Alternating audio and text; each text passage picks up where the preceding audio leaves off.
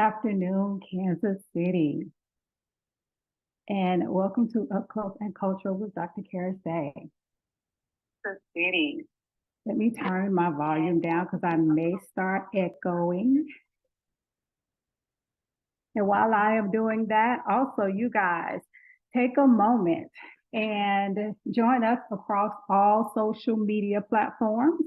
You can find us on Facebook, YouTube, the Twitch, Twitter, and TuneIn app, all at KUAW Radio. That's knowledge, understanding, and wisdom. You can also find us on KUAW.org. And also you can call into the show if you want to chime in on the conversation. As always, we are impacted by the culture, whether we like it or not, be it through media, government, politics, entertainment. It has a great impact on our lives. And this is where we talk about it every first and third Sunday on Up Close and Cultural, again on KUAW Radio. Again, follow us on all of the socials. Make sure that you like, comment, and subscribe. That helps us to get through the algorithm and make sure that this wonderful Black media outlet is shared throughout all of the social media atmosphere so that you guys can join in on this content and also donate to the nonprofit program. Well, today I want to start off before I get into anything by asking the community to, I know some people don't like that or like this phrase.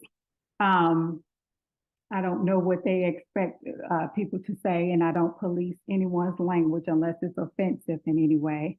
But for me, I am a praying woman, so I don't have a problem with saying that I send out my thoughts and prayers, and mine definitely go with action. But to send out your thoughts, prayers, or whatever language that you choose to use to Raphael's family. Raphael is the Black teenager who was shot out in Kansas City North area.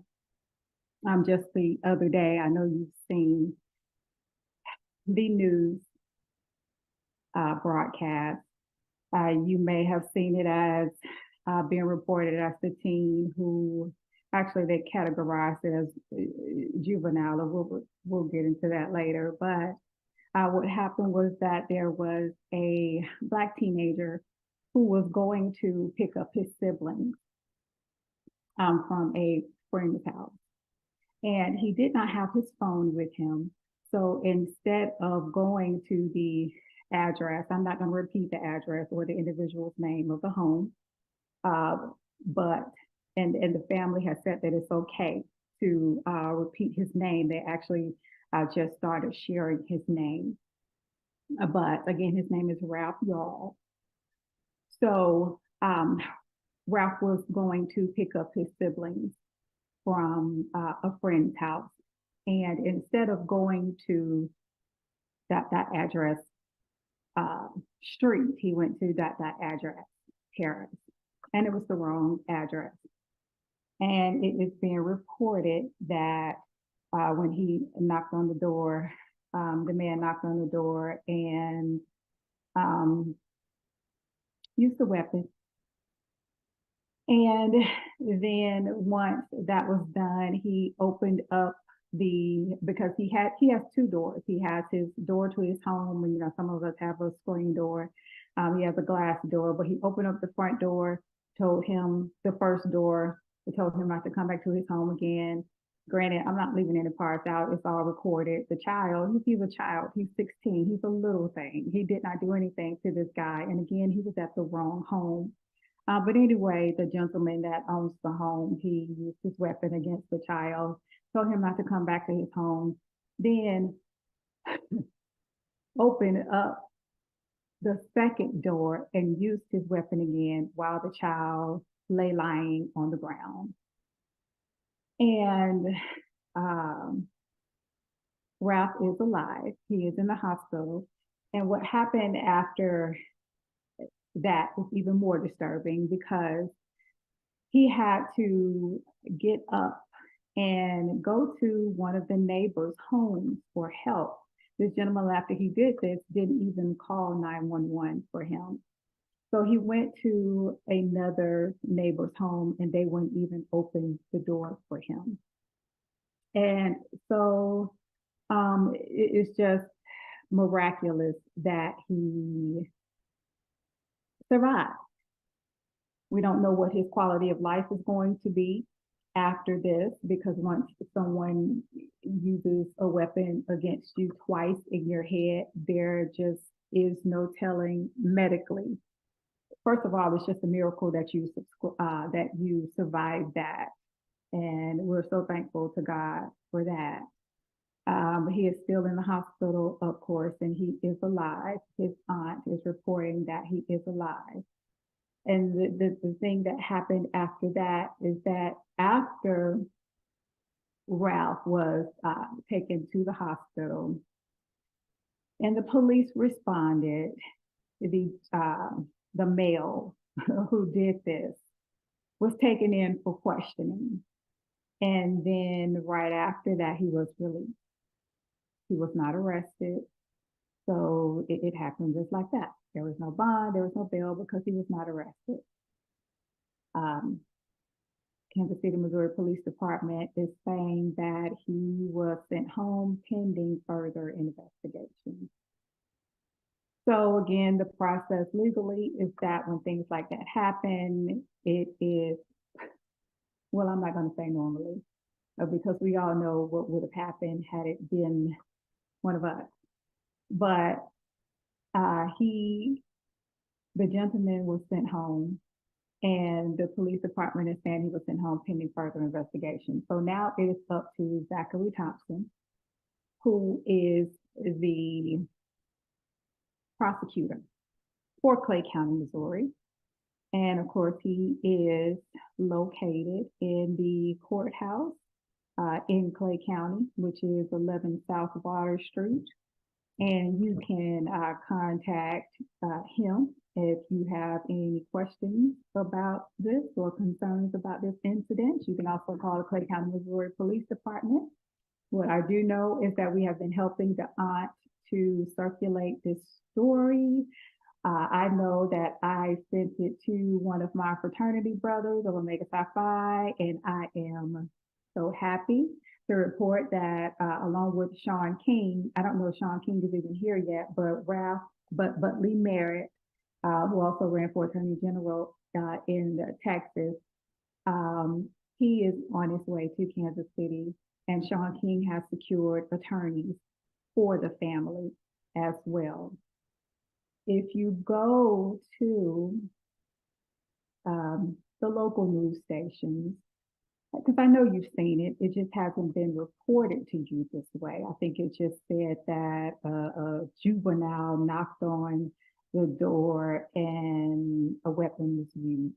I don't want to use certain words because you have to understand that on certain platforms, especially YouTube, they are very, very sensitive about words that are used, especially words indicating any kind of violence. They will strike the video and sometimes take it down. So when I'm kind of vague in my language, understand that that's why you have to be aware of the words that you speak and the content you put out, because we do broadcast over so many different social media platforms. All of them don't have the same rules. And this, of course, is a family-friendly show. So if there are children that are tuning in, then I definitely don't want to traumatize them or have them asking too many questions about things that maybe you aren't ready to answer. So kind of work with me if I'm being vague. That's the reason why. But anyway, as it stands, if you go to the media outlets locally here in Kansas City, you will actually see that in front of this home that the one of the police, but not one of the police stations, but one of the news outlets is questioning a gentleman who was in front of the home where this incident took place, and he is using one of those big shop vacs that you will see at a car dealership, clean out cars or whatnot, vacuum cleaners, and you can see him vacuuming up the glass and scrubbing the liquid that comes out of our bodies when those kinds of things happen. He's cleaning that up off of his porch. And I mean, it's a crime scene. And they've allowed this man to just leave with no arrest, claiming that there's going to be an investigation, but he's cleaning it up. And he's replaced his door. He has a brand new door there. So, and then something else that is just me looking at it, I just could not. I mean, just taking all of this in, it was a lot. You ought to understand, we've been up for hours. I know Kansas City Defender, Kansas City Discover, and everybody on those platforms, and just everybody that is involved in any kind of social activism in Kansas City. We have just been up since this happened, just trying to circulate this everywhere. And thank God and thank you to the people of Kansas City who have helped to make this happen, because it didn't take long. It did not take long at all for people to respond. It is going viral nationally, and everybody has it. And it is still circulating. It still has a long way to go. I know that D.L. Hughley, another fraternity brother that I sent it to, I'm not saying that they're broadcasting it because of me. I'm just saying that, I definitely sent it to all of my fraternity brothers that I know who are famous, that I know who are social activists, and that definitely step up when it comes to things of this nature. And they are broadcasting it on all of their platforms as well. So if you want to see it in detail, if you want to see the aunt's response, if you want to keep up with the family and what's going on, and for any updates, then by all means follow them and get the updates. But again, like I was saying, one of the news outlets here in Kansas City, when they reported on it, they went to the home, of course, showed where the man was cleaning up the place, but they asked the neighbor, and it shocked me. It just lets you know how comfortable people are, or they are, when these things happen, because the news reporter said, did you see what happened? He said, yeah. And he said, well, the news reporter said, well, do you want to give a statement? And the neighbor said, no, man, I can't talk about that. And the news reporter asked him why. And the man said, you know why? That's my friend. That's my buddy. And we protect each other. So, you know how that's going to happen. And I wonder if that is this neighbor that chose not to answer the door. Because when a weapon is used, you hear it. And I actually used to live over there. I used to live on Cookingham. And it's just not an area where these types of things happen. So when you hear something like that, you pay attention. And I can understand being scared, because I would be. And that's why I have cameras on my home. They have cameras on theirs. They have the signs everywhere saying that they do, and it's even been reported that they do. And so he knew, but can you imagine what Ralph was going through after having that done to you twice? And you have to pull yourself up off of a porch, 16 years old, and finally make it to the home. Even the fact that he trusted to knock on another door after he knocked on the wrong door and that happened to him. But to then get to this second home and this person does not does not answer and doesn't help you. So anyway, I wonder if that is the same neighbor that the news outlet was speaking to, who clearly said that, hey, that's my buddy.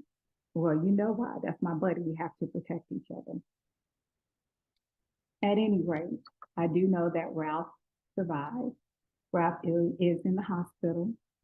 And right now, all that the family is asking is that you definitely keep them in your prayers and that you do call and make sure that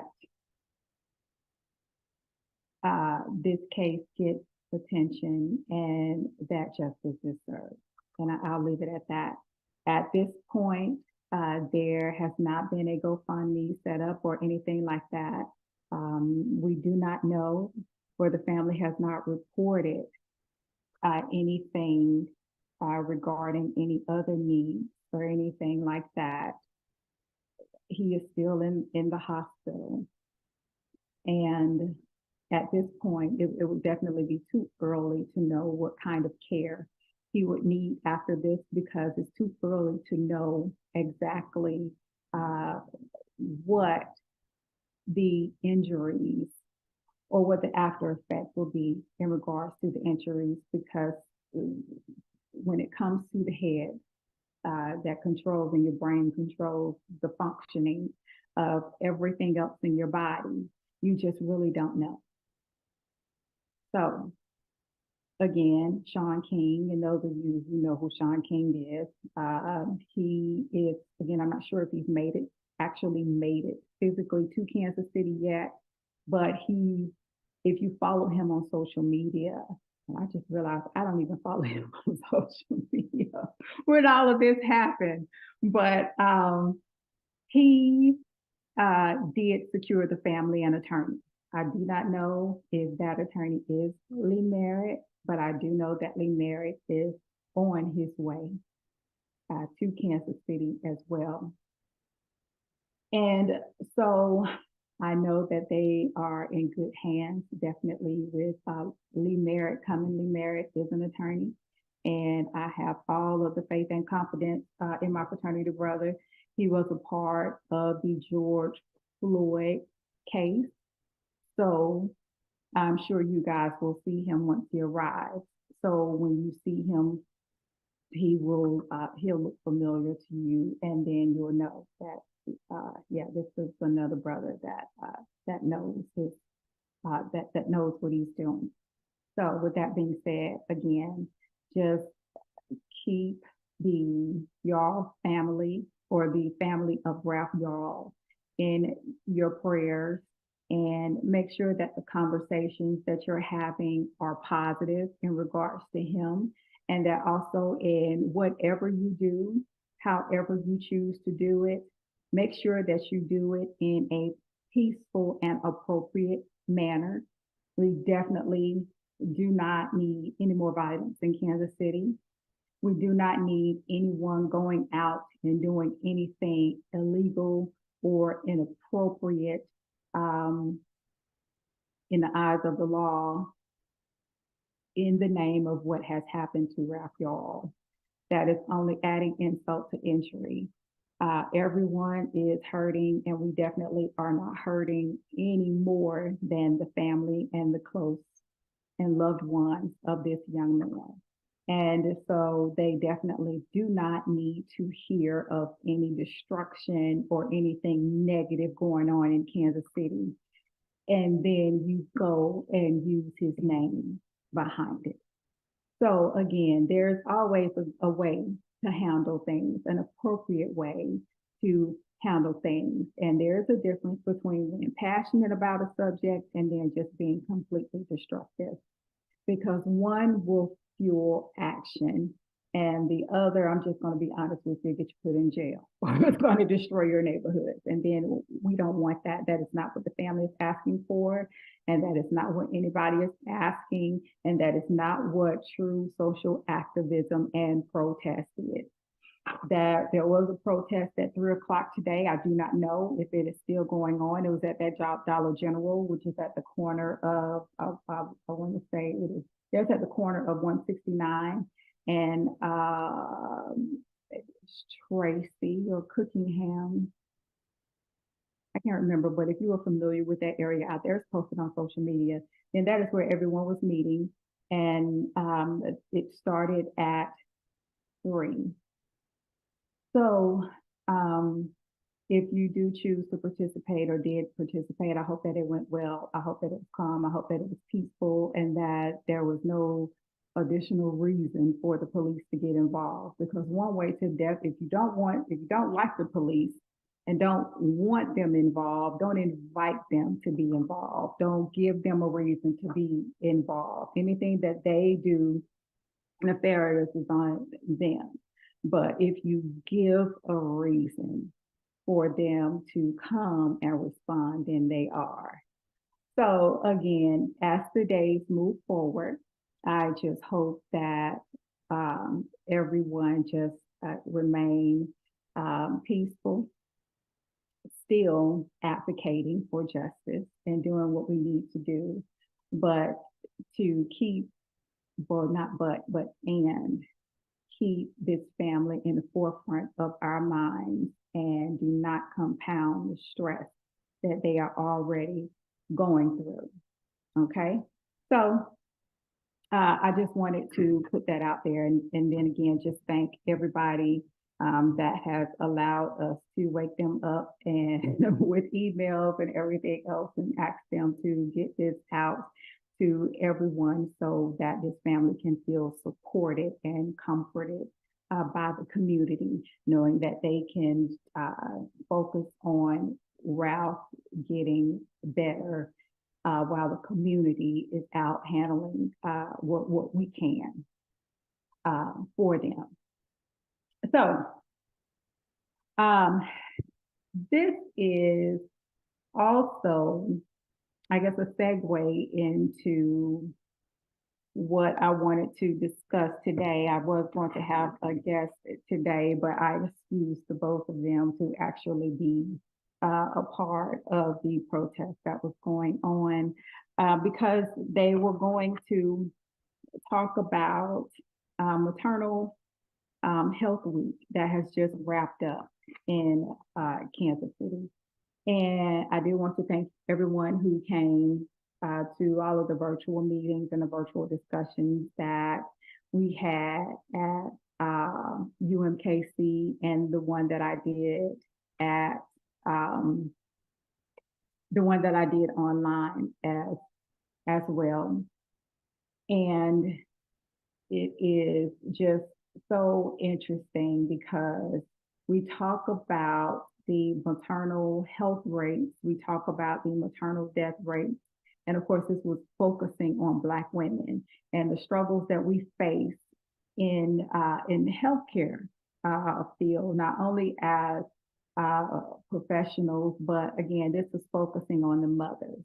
And this is focusing, or it was focusing on the disparities in healthcare and the treatment that we receive in healthcare.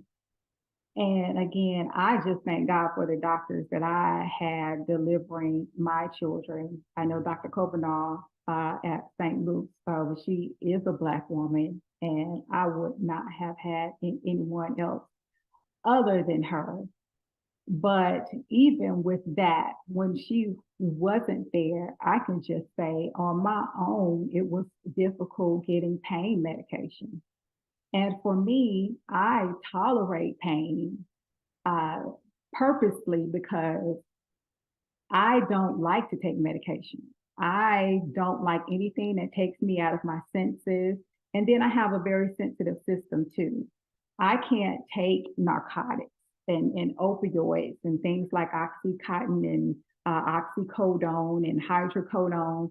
Medications of that nature knock me out for a very long time, and I just don't like that feeling. So I purposely tolerate pain because I don't want to take those things.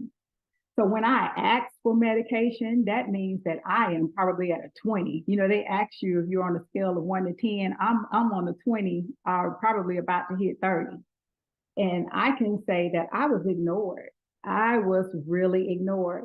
And there was one time I remember I was in the hospital when I had my son, and I was literally shaking. Now, me as a healthcare professional, I knew what was going on. That was when I found out that well, I knew I was allergic to latex already. That I have known for a very long time. But because I had a C-section, they used what's called steri strips, and they didn't use these. They have something called liquid skin, which basically means that they can glue your skin back together. Well, they put steri strips on me when I had my son. And those things have latex in them. And I don't know if it was just oversight. I didn't even get into it. Of course, I had to be out from that. Having my son, it was an emergency procedure. And once I started shaking and going through all of those things, I knew something was wrong, but it wasn't until I moved my gown and because I was itching, that I realized that I was having a severe allergic reaction. And I still didn't realize what it was from because the hospital knew I was allergic to latex. So it didn't even cross my mind. I was like, goodness, what did they use, or what did I take that now I'm breaking out in hives? But then, of course, like I said, it was an emergency procedure. So I was like, maybe it was just a new medication and the steroids and the hormones, because I had been in the hospital for weeks, just trying to keep him cooking, as the old people say, before I had him. So it could have been a number of things. But anyway, when I told the I knew I woke my husband at the time up, and I told him, I was like, something is wrong. And he saw that I was shaking, and he was asleep, because I knew he hadn't slept for days up watching me, worried about me, because both me and my son's life was in danger. So he was kind of out of it. But then when he looked at me, then he really paid attention. And then he got up, and then we were in the NICU. And then we were actually in the intensive care part of the NICU. I had my son at exactly 28 weeks. It was very, very early. And so when we called the nurse, it still took her a very long time to get to me. At this time, I did not have Dr. Kopanoff. I had another doctor, and she was great, but she's retired now. But I just know that being in the NICU, you're in an intensive care unit, but you're in an intensive care unit for a baby. And again, being in the healthcare field, you are not separated on the floors. And at the time in this hospital, and I'm not going to call the hospital name, they were actually during this massive reconstruction. And so we all were just in this little space. So it's not like they had to go a long distance to get to me. They literally were right there. And it wasn't until I actually hit the buzzer and I kind of spoke some buzzwords to her that the nurse came in and she appeared. And then I'm shaking now. I had to lift up my gown. And that's when I showed her, and then she was shocked. And so the point being, it should not have taken all of that. And also another point is that I had seen other mothers go through their things there, and the response time was so quick. So with that being said, we have Black Maternal Health Week because things like this happen. And they happen all the time to us. We don't get the care that we need. We don't get it as fast as we need. We don't get the adequate care that we need. And that just goes back to so many things that I can get into at another time. Again, I told my guests that I would give them the opportunity to come and speak about it. Also invited Dr. Charlita Smith, who is someone that I met actually at Black Legislative Day. I want to say it was 2021 Black Legislative Day in Topeka at the state capitol, and she's also someone with me that has some legislation and some bills going that we're trying to get passed in regards to care for us. and she is a great resource. She is with a KU, and I'm going to let her come and speak about that.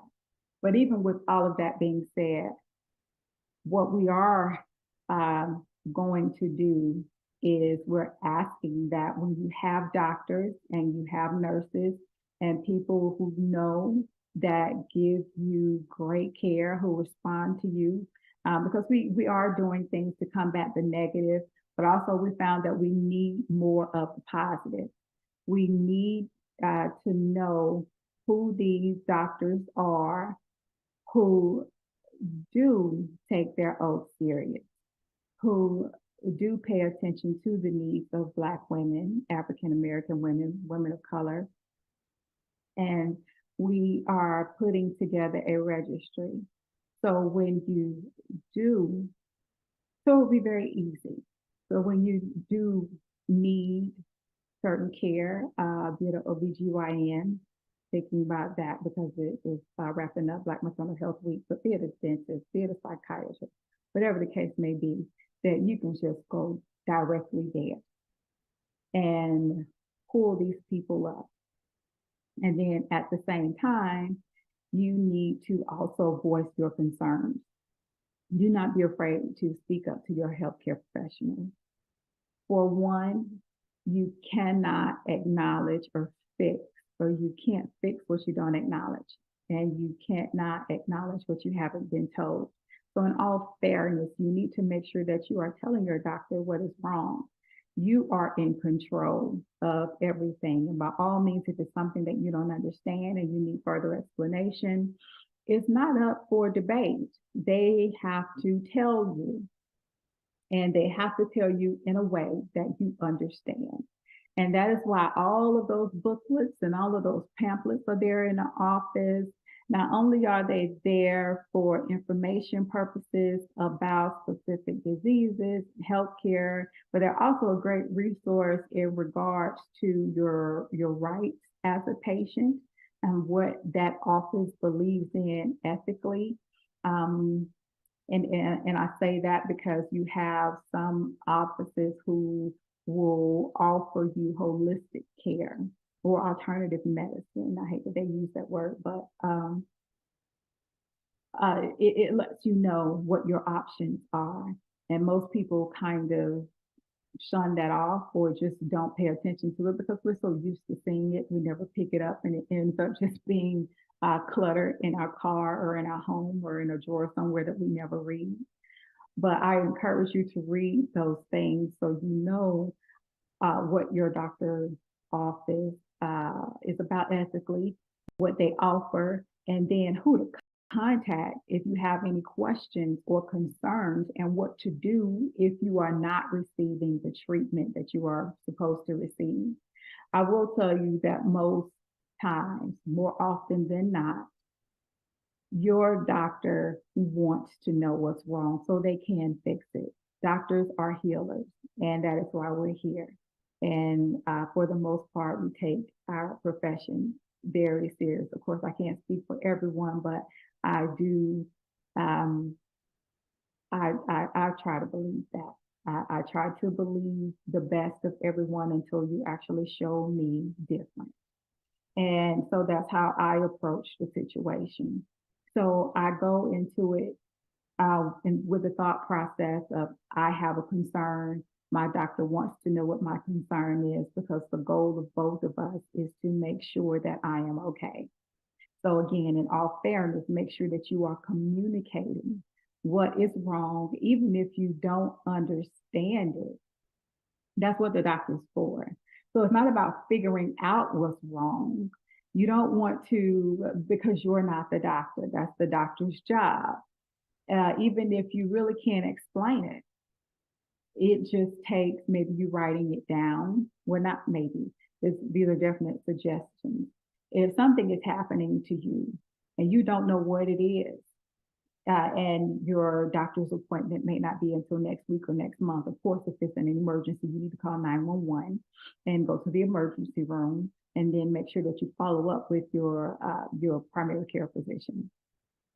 But if it is something that is going on and you feel as though you can wait and it's safe for you to wait until your next appointment, then it's in the interim, what you can do is write down what is going on. And by that, I mean, you can say and be specific about it and say, well, on Sunday after I ate such and such, my head started to hurt. Or after I drank such and such, that is when I noticed I I started itching. Or I wake up at a certain time in the night and with chest pains, or I'm dizzy. So again, you may not know what those symptoms are, and it's not for you to know, and it's okay. Nothing is too big and nothing is too small. It's just about writing those things down because you may forget. But it's also about having a timeline because that is very helpful as well when it comes to reporting things to your doctor so they can get a good idea of when, where, what, and under what circumstances that something is going on, and then definitely how frequently it is happening. So again, it's not about you diagnosing yourself. So please stay away from the website, the WebMD, Mayo Clinic. All of those are very good resource information, but they are not there for you to diagnose yourself. They're just there to give you small pieces of information just to keep you familiar, but they're not there at all to give you a full scope of any type of disease or anything whatsoever. Also, it's a good thing to take advantage of the the teletherapy or the teleclinics and even the chats that are a part of a lot of hospitals and doctors' offices now. So you can send your doctor an email or get online and start a chat with a nurse. And if you have any concerns at that time, then you can I give it to them and they can advise you if they feel as though from what you told them, if it's feasible to wait and maybe schedule an appointment as soon as possible, or if you should go to the emergency room. And again, as always, if you feel like you are in any kind of danger, mentally, physically, then go to the emergency room. If you cannot make it there yourself, then by all means call 911 and have emergency services get you there. If it is a mental health emergency, then dial 988. Okay, 911 for physical emergencies, and then 988 for all mental health emergencies. So, with that being said, it is also the week, I know in Kansas, I know the second week where the legislature has been off and on their break. And then when they come back, it'll be for the veto session. And one thing that has happened this week, some bills that were vetoed by Governor Kelly, and we're so happy that Governor Kelly is there protecting. She's a big advocate for Black women. I would say that personally, and for the things that we are trying to put in place.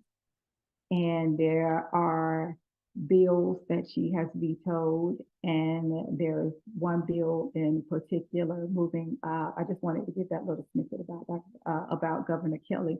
I'm thinking about the ongoing debate about reproductive health care as well as reproductive rights.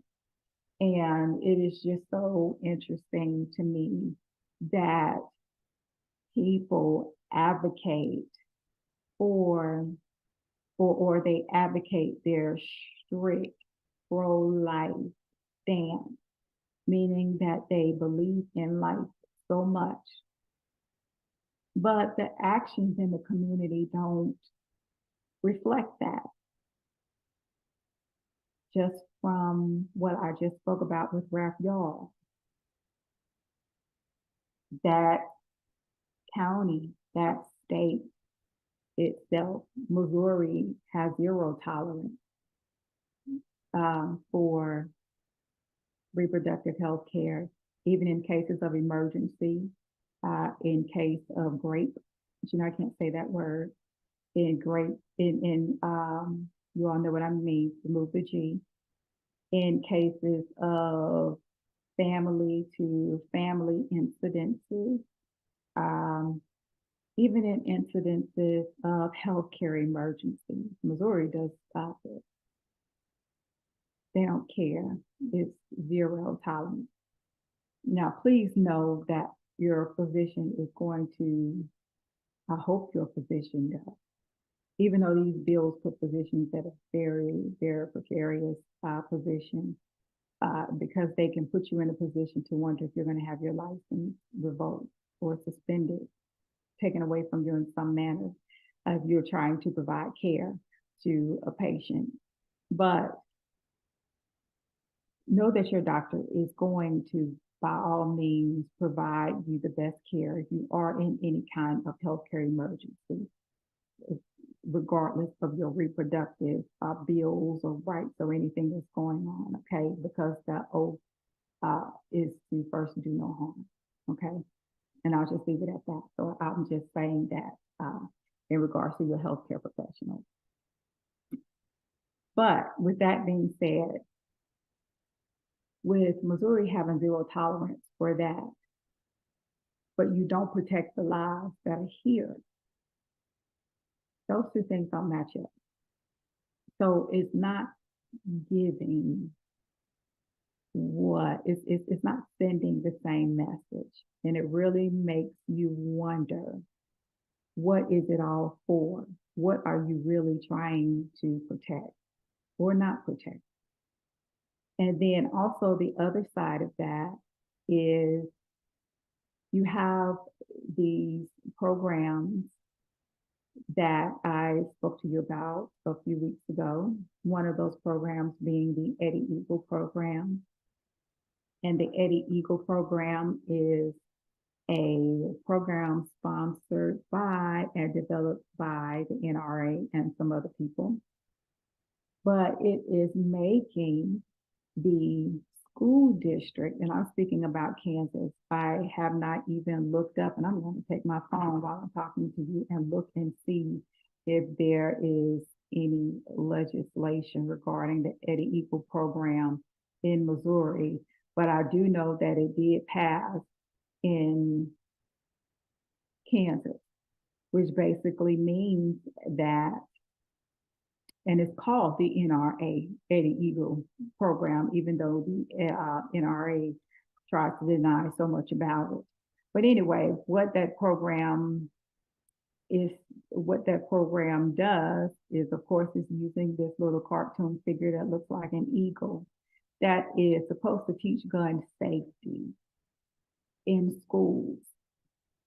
And the bill that passed both houses in Kansas, because we have a Republican majority legislature in both houses,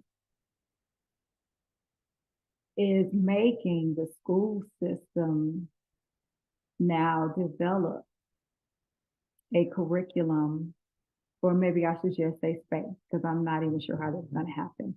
But the schools have to make space for this Eddie Eagle program to happen.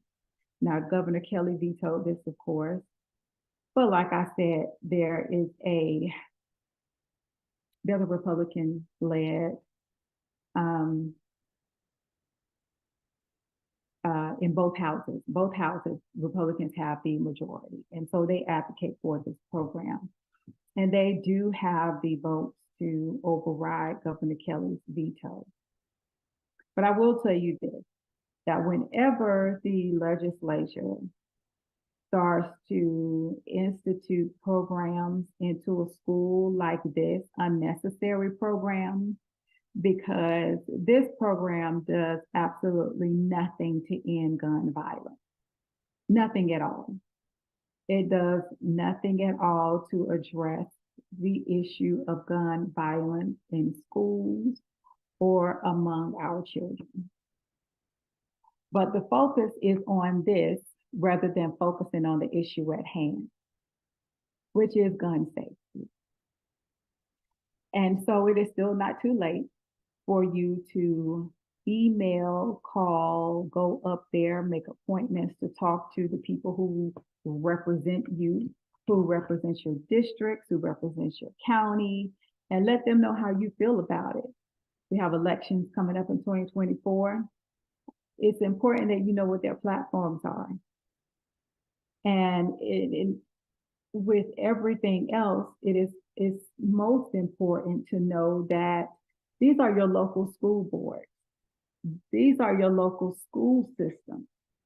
So you have your children enrolled in a specific school district, of course, because of where you live, but you moved there for a reason. And what I will say, if you moved to an area because you like the school district and you want your child there, that definitely means that you trust in the school boards, you have trust in the teachers from what you've read or what you've seen or what you've experienced from either growing up there yourself or friends being in there, whatever your reasoning is.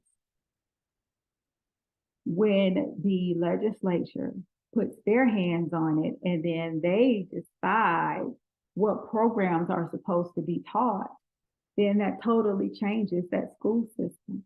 That is taking control away from you. You are the ones at those PTA meetings.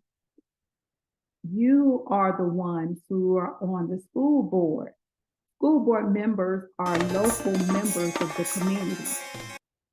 And if the legislature has the power to now decide what our children are learning, then why in the world do we have school boards anyway?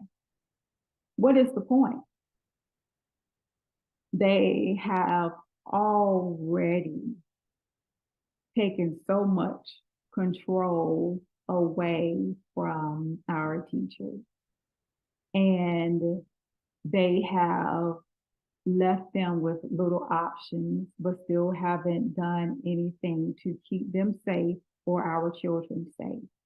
Again, all of these are smoke screens and shiny objects to not address the issue of gun violence. And that is what you need to press upon your local officials to do. When these elections come up, prior to the election, you need to set your own agenda. When you email them, let them know that you are against certain programs, and then let them know that in order to obtain your vote, because you are aware that they are up for re-election next year, that this is your stance, and you want them to verbally commit or at least give you an answer on where they stand on this subject. And that is not to sound threatening in any way whatsoever, but that is just the democratic process that we live in. When you talk to someone who's running for office, if they do not believe in what you believe in, or if their politics don't align with your politics, then they don't get your vote. That's how it works. So it's okay to know that. And it's okay to ask them that. And then also, you can go online and find out how your representative voted. You can go online and even watch it yourself. If you're not watching it live, you can go at a later time and see how your senator, how your representative, who did what at what time on exactly which bill, from anything like the Eddie Eagle program or gun violence, reproductive health care, Medicaid expansion, anything. You can find out how they voted. You can find out how they voted in the past on things. So if you see that they have voted for or against something that they are telling you now they're going to vote for or against, then question them about it. And then if you do put them into position and they do get your vote based on the fact that they told you they do believe one thing and that they are going to vote a certain way, and then you look online when they are elected and find that they did something different, then now that you have concrete evidence that that politician is not honest and that they are not there to serve your interests as a constituent. So you have to get involved.